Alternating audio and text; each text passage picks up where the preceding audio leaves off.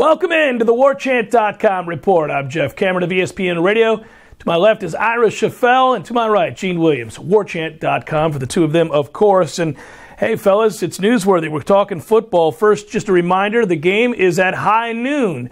ABC, Doak Campbell Stadium. It's Military Appreciation Day as well, so there should be some pretty cool goings-on at Doak Campbell Stadium. In addition to the actual football, I could review some circumstances here and tell you how this all happened. I think it's pretty self-evident. We had a hurricane, and at that point, games had to be canceled and or moved around, and that's exactly what happened. The Louisiana-Monroe game was canceled. The Miami game moved.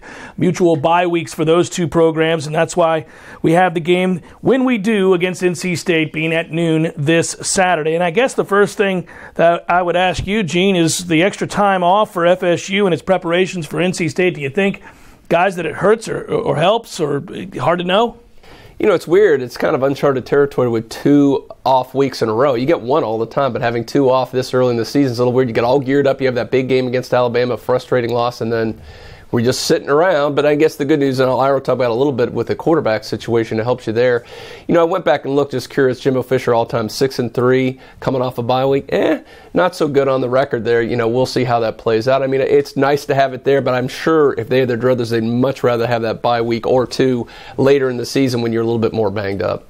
Yeah, without question. And Gene brings up the interesting point. For Florida State, in addition to all the time off, you've got to start a true freshman quarterback, and that's not ideal either. Obviously, as a reminder, DeAndre Francois out for the season, injured against Alabama in that loss. And so you just don't know how a true freshman is going to respond under ordinary circumstances. I don't know. It would seem to me the reps are a good thing on the one hand. On the other hand, no game action can be pretty frustrating. You don't know how he's going to act when the lights are bright. Yeah, it's really interesting, and listening to Jimbo Fisher answer these questions over the last couple of weeks has been interesting because people keep asking him, "Is this good? Is this bad? Is it?" And he has no idea. He'll basically be able to tell people probably about 3 o'clock or 4 o'clock on Saturday. I mean, obviously, on the positive side, the reps are good. You'd like to get as much preparation as possible with a new quarterback. In some respects, it's almost like having a preseason camp with James Blackman, which is great. On the flip side, you would have liked to have had that Louisiana-Monroe game just to see how he'd handle some adversity. Because in practice, if things go bad in practice, you blow the whistle, you line back up, you do the play again. That doesn't happen in a game. In a game, if things go poorly, if a snap goes over your head and you got to chase it down, or if you get sacked and fumble and it's a scoop and score, those types of things can snowball on you in a game situation. And against Louisiana-Monroe, it would be more of a controlled situation. You know at the end of the day you're going to be able to handle it. Against NC State, it raises the stakes a little bit. So I think there's a challenge there, but I think the practice time has been good from him, just the standpoint of knowing what he's doing. One problem it does create, Gene, and we can all talk about this, I think, is that, honestly, when you have to play 11 straight weeks, potentially, football without a bye week, you're dealing with games in which key guys don't get enough time to heal up from injuries, bumps, bruises, little things, even nagging pulls, those kinds of things.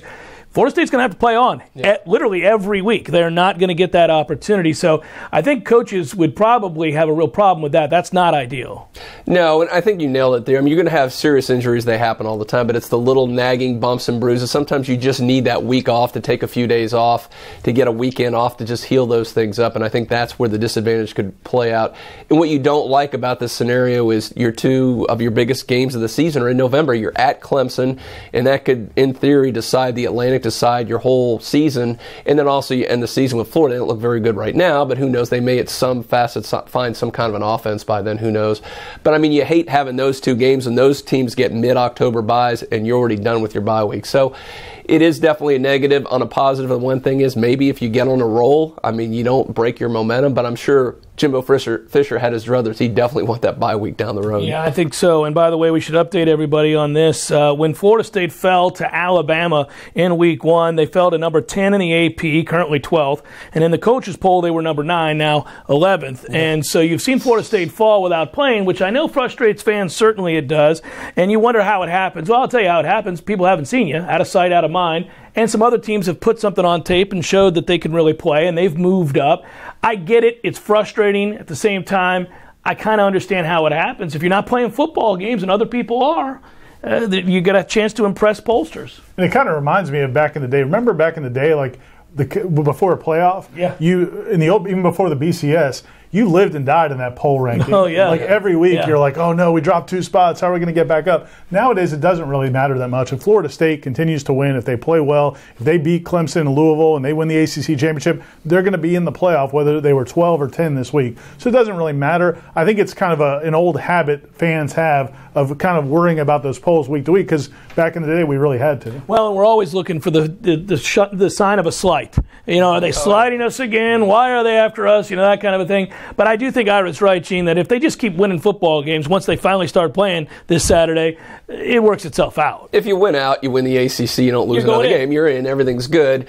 I don't know if it really affects you at all. And I kind of wonder, I'm curious on your guys' opinion on this. Are they factoring in the fact that you lost your starting quarterback, who's supposedly going to one of the top 5 or 10 quarterbacks in the country, and you're having to start a true freshman? In the back of their minds are going, they're not the same team without DeAndre Francois. Yeah, and even if that's not fair, that's how it works. And you could argue it is fair. I definitely think that's why they dropped to 10 right after the loss. I think if that had been a close game and you didn't have the special teams breakdowns and DeAndre Francois was still healthy, I think FSU maybe falls to 5 or 6. But losing the game and then also losing Francois, I think, is why they dropped so far. NC State, no pushover, and they've got experience both on the offense and defensive side of the football. We'll review exactly what NC State is when we come back on the Warchant.com report. Welcome back to the Warchant.com report. Don't forget, by the way, go to Warchant.com and you'll find out a couple of things. First of all, where everything's going on, but also a reminder, a meet and greet celebrity bartending event at Madison Social from 5 to 7 on Friday.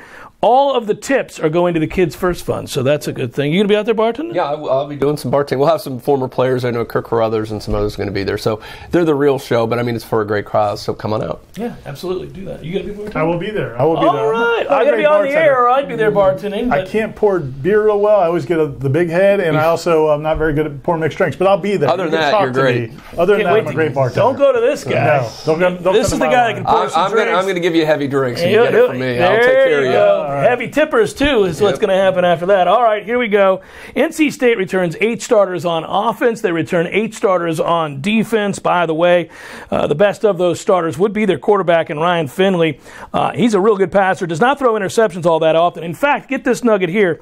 The junior quarterback boasts the nation's longest streak of consecutive pass attempts without an interception. I didn't know if you knew that. Yeah. His last pick came against Miami way back on November the 19th, 2016. That's 192 plus attempts ago for him. By the way, you know who holds the record? Former NC State quarterback Russell Wilson for most consecutive pass attempts in college football without an interception. Their offensive coordinator, Drinkwitz, is a Gus Malzahn disciple. He has basically created a position for Jalen Samuels. Go through all these numbers. Look, they're good on offense. They don't run the ball that well, but they throw it really, really well. Ira, how good is Finley as a passer? He is good. What they ask him to do, it's not like he's dropping back and throwing dimes between defenders. It's a much more controlled passing attack. The reason he's completing 75% of his passes is a lot of them are very easy passes to complete. But he does what he does well. And I think, Jimbo Fisher talked a lot about Monday what they've got to do. They have to affect him with the pass rush. They also have to do a very good job in coverage and not let guys make plays after the catch. I think that's the biggest thing is Florida State really has to do a good job of not letting NC State make plays after the catch. Yeah, Hines will run the ball, but so will, by the way, a really talented player. You're going to talk about Jalen Samuels. Yeah. This is a guy that within that offense, they kind of gave him an H-backish role. They'll throw him the football. He also runs the football. He's pretty much their guy. Yeah, he's a true hybrid. He's a guy that's going to line up everywhere. They'll line him up at tight end, H-back, fullback, wide receiver. They're going to get him the ball. And the why they do that is, first of all, it's hard to account for because they're going to move around. The hope is you're going to lose him somewhere and he's able to get out there. And when he does, he's very, very effective. And here's the thing. He goes about 5'11", 230. He looks like a fullback. Doesn't move like a fullback. He's got some wiggle on him, but makes him so tough because he's built like that. Very hard to bring down. He gets a lot of those yak yards in the secondary. So you got to account for him and the soft hand. So they're going to use him extremely well in this game. A very important key for Florida State will be to keep an eye on him. And then I would also note, come up and tackle. You're talking about those quick passes. You got to come up and tackle. That ought not be a problem for Florida State. One thing on display in that game against Alabama was this defense is hungry. They're tough. They're resilient. and they, have a lot of depth, so that, they shouldn't wear down. This should be a game where Florida State makes plays against this NC State offense. Now, defensively, again, I mentioned it, they get 8 returning starters. Really, the only area of concern for NC State's defense is on the back end, where they lost 3 guys in the secondary. But up front, boy, do they stop the run. Top 15, if you look at advanced metrics last year against the run. After a while, Gene, teams just stopped trying to run the football against them, and they pretty much figured out you're going to have to throw the football. You go back and look at senior, junior, senior, junior. You can go back here and look at almost every guy on this team. Jimbo Fisher talked about what a veteran-laden group this is, and here he is doing just that. They've been there forever. I know. I was watching as I go back over film for 2 or 3 or 4 years. Man, it's the same dudes. It reminds me a little bit of Michigan, because it's interesting how they were freakishly experienced. It seems like the same thing with the NC and the linebackers defense too. I mean, it makes a difference. People don't mean a guy. That's what I keep trying to tell folks in today's ball game. You get young, talented players, and they're super freaky, but every now and then they'll go the wrong way. There are guys, man, they're just always in the right gap. They're linebackers. They see the backside pull. They're just always where they got to be. They're a step ahead, you know what I mean? And that experience at the linebackers and up front. I mean, how they fit, and knowing the defense, when I got the big gap, or if a guy goes wrong, how the backer will fit and make the other guy right. Those little things that you just can't see when you watch tape as a coach, man, you just see it, and they play so well together. I mean, they're really a good group, and they're physical. Jimbo Fisher talking about a very experienced NC State defense. Ira, how good is this NC State defense? Because some might come into question and say, look, came into the year with a ton of hype. They've given up some yardage, though. They've given up some points. Are they as good as they were last year? I think they are up front, especially against the run. I think they're going to be very similar to what they were last year. And if you remember that game, they bottled up Dalvin Cook pretty well. FSU didn't run it real well. DeAndre Francois won it with his arm. Nyquan Murray had the big game against NC State as well. I think and if you look at the first couple games they played, Marshall put up a lot of yards and points, but they throw the ball a ton. They threw the ball out 40, 50 times for over 300 yards, I think that's how you have to attack the NC State defense. You're not going to make your living just pounding them on the ground. So I'm curious to see what FSU does in this game. I think they have the ability to run the ball against most teams, and with a freshman quarterback, you'd like to run the ball, establish the run to help him out. But this is a defense where I think you're really going to make your hay throwing the ball, and so I think that's an interesting proposition. That's interesting indeed, because they're starting a freshman quarterback in James Blackman. Obviously, I don't think it's an ideal start for a freshman against a defense like this, but what do you think we'll see?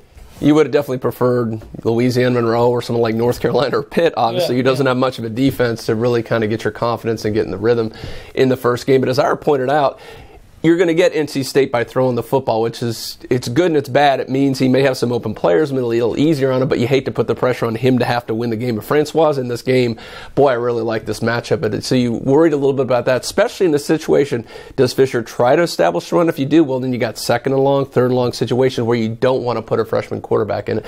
So don't necessarily like this matchup.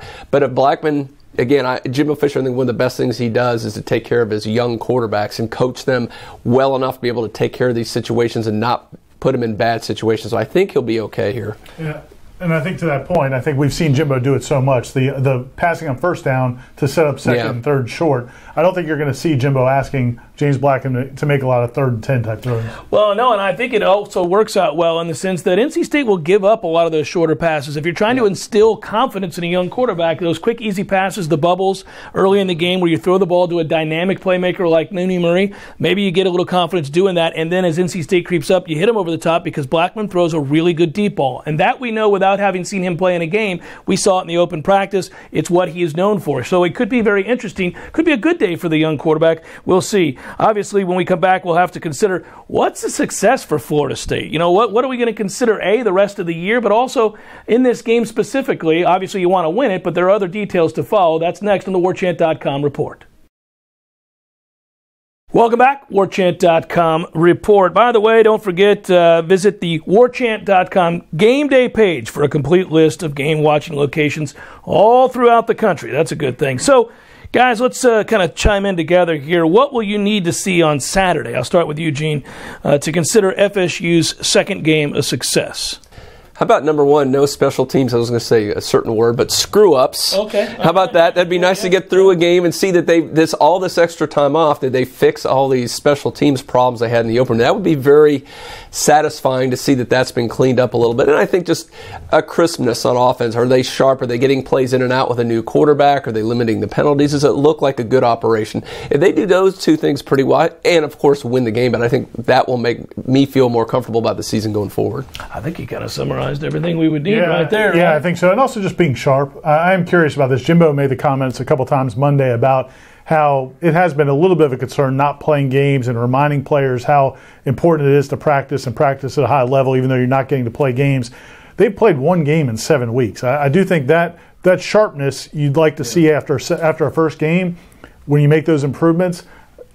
You'd like to see that, even though there's been a couple weeks. They didn't have that opportunity. And I don't know that it's reasonable to expect that there won't be some chinks in the armor, some things that make you feel like, well, you're watching a team that hasn't played a lot of football, because they haven't played a lot of football, and they are obviously infusing a brand new quarterback into the offense who happens to be a true freshman. I would say, Gene, I really liked what you said about special teams. That's inexcusable, by the way. The special teams woes are things that have been going on now for a couple of seasons. It's not just that Alabama game. And I think that's the stuff that you're going to have to get right if you're going to win with a freshman quarterback. You can expect mistakes out of a freshman, but he's also talented, so you can expect him to make good plays too. But God, that special team stuff has to get worked out, because that was cataclysmically bad. And now you got a freshman quarterback. You can't put him in that situation. You don't want to give up a muff fumble, a block, or something where all suddenly FSU's down 10-14 nothing. You have to rely on a true freshman quarterback to rally you against a decent defense. What to watch for Saturday versus NC State? Let's get 3 keys here to the football game. I mean, if I'm FSU, I'd love to be able to establish a running game. I don't know if they can do it, but I mean, if you could, I think that would be a fantastic sign. I mentioned the special teams. I'll just throw that out there again. And I'd say the other thing defensively is, we talked about it earlier, when Samuels or any of these other guys have the ball in a lot of short situations, get up there and tackle. Make them work their way down the field consistently. Don't miss some tackles and give up an easy score. I think if they're able to do that, the defense should have a solid outing. Yeah, I would say defensively, you want to see them get off the field. I think that's the biggest thing. NC State, they gobble up time of possession with their controlled passing game. They can run it a little bit. That's not their real strength. But they're going to try to control the clock, get their quarterback Finley in a lot of 3rd and 2, 3rd and 3 situations where the drive goes on. If you give up those 15, 16-play drives, it kills you 2 ways. Number one, keeps your defense on the field, it wears them out, gives NC State confidence. Number two, that'll put a little bit of pressure on James Blackman. Sitting on the sideline, I don't think is going to do any favors to James Blackman, especially if he has a bad series. If FSU goes 3 and out and NC State holds the ball for 6-7 minutes, that puts a lot more pressure on that young quarterback. Defense has to get off the field. I think that's the biggest thing. Make 3rd down stops, put pressure on the quarterback when they have those chances.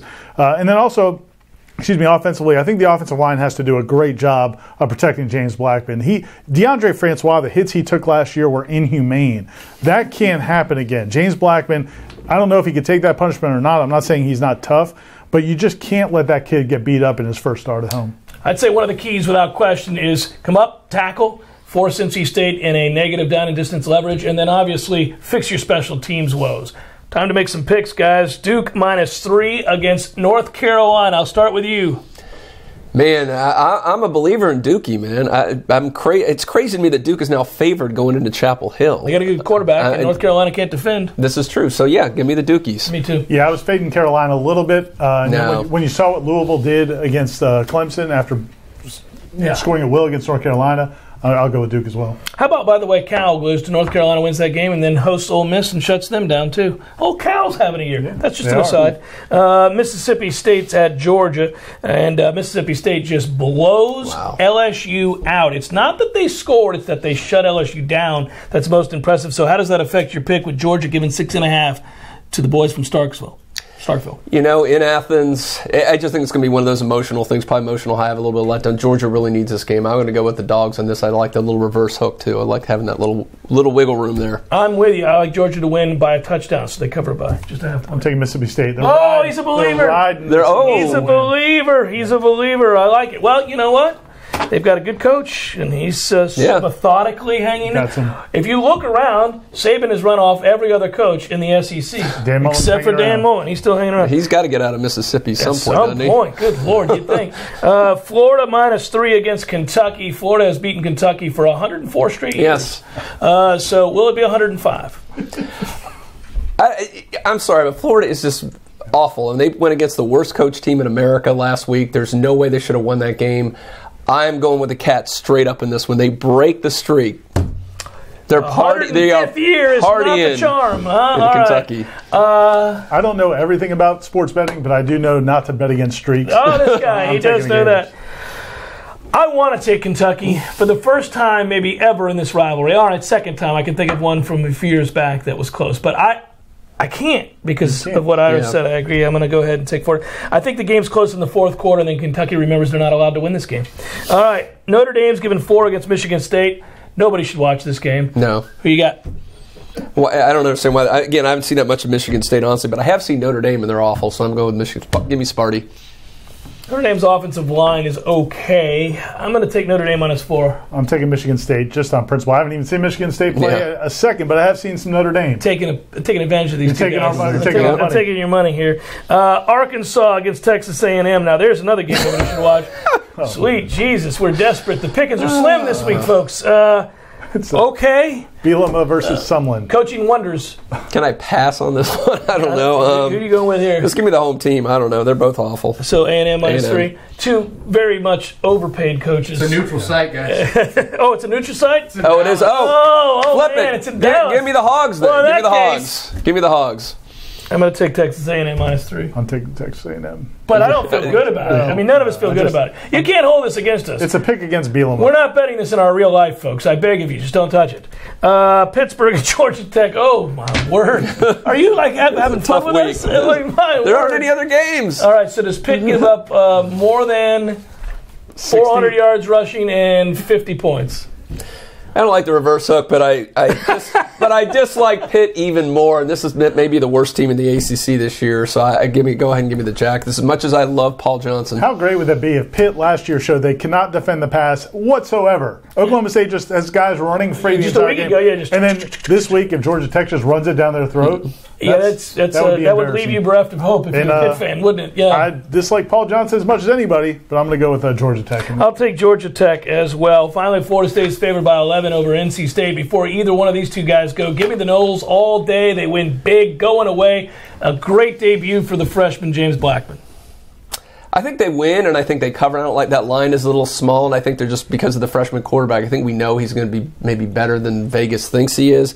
But still, I'm going to temper my enthusiasm a little bit with a score. I'm going to go 27-13 Noles. Remember, we've already seen Gene can't pick the Noles. He had us against Alabama, which was a crazy person pick. So go with me on this one. I got us. I like Florida State to win. I think it's going to be I've gone back and forth a little bit. I thought it was going to be an ugly game a little bit, NC State with the ball control. But now I'm starting to think, I think you've turned me a little bit. There we go. I think FSU is going to try to air it out. I think Jimbo's going to throw it a lot. I like FSU 38-21. Wow. I do think NC State's going to score a little bit. NC State's going to score a little bit. 38-21. No, not 21. I like that. 38-10. 38-10 sounds good to me. I like Florida State big. For Ira Shafel, Gene Williams, Ryan Kelly, I'm Jeff Cameron. Thanks so much for watching the Warchant.com report. We'll see you next time, and go Noles.